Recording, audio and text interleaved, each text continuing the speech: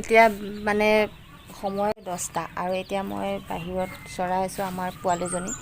আৰু কালি মই এটা আপোনালোকক ভিডিঅ' দিছিলোঁ, এই গছজোপাৰ কথাই কৈছিলোঁ, এল'ভেৰা গছজোপা। আচলতে কিছুমান থাকে মানুহ মানে আনৰ কিবা হোৱাটো নিবিচাৰে, আৰু এইবিলাক ফুল চুলবিলাক মোৰ ফুলি আছে যিহেতু, সেইবিলাকো হিংসা লাগিছে। আৰু এল'ভেৰাজোপা যিহেতু মানে গ্ৰ'থটো ভাল, আৰু মানে এনেকুৱা এল'ভেৰা কিছুমান হেৰি আছে ন, হুল থকা আছে, কিন্তু মোৰজোপা নহয়, মোৰজোপা গ্ৰ'থটো ভাল, সেইকাৰণে চাগে অকণমান হিংসা কৰিলে আৰু লৈ পেলাই গুচি গ'ল।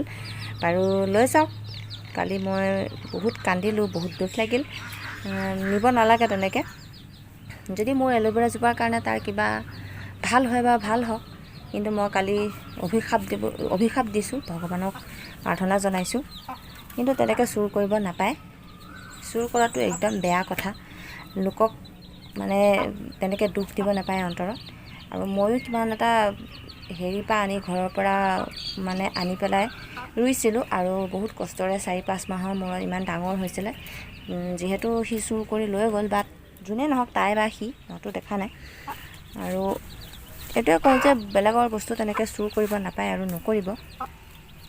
আৰু এতিয়া মই মানে এনেকুৱা হৈছে, এই জপনাখন চাওক, বেক কেমেৰা কৰি দেখাই আছোঁ। চাওক মই কেনেদৰে বান্ধিবলগীয়া হৈছে, একদম বহুত মজবুতকৈ বান্ধিবলগীয়া হৈছে, যাতে সি খুলিলেও মই গম পাওঁ যোন আহে চোৰ। এইবিলাক এনেকৈ গাঁঠি দি বহুত মজবুতকৈ বান্ধিবলগীয়া হৈছে জপনাখন। চিন্তা কৰক ইমান বেয়া মানুহ আছে পৃথিৱীত এইবিলাক। আৰু এই ফুল চুৰ কৰি নিছে, হাঁহ মুৰ্গী চুৰ কৰাটো কি ডাঙৰ কথা। সেইকাৰণে মই হাঁহ মুৰ্গী ঘৰত তলা লগাবলৈ ল'লোঁ, তলা লগাই থওঁ। এইবিলাক চুৰ কৰি লৈ যাব, মই সেইকাৰণে এনেদৰে বান্ধি থৈ দিছোঁ।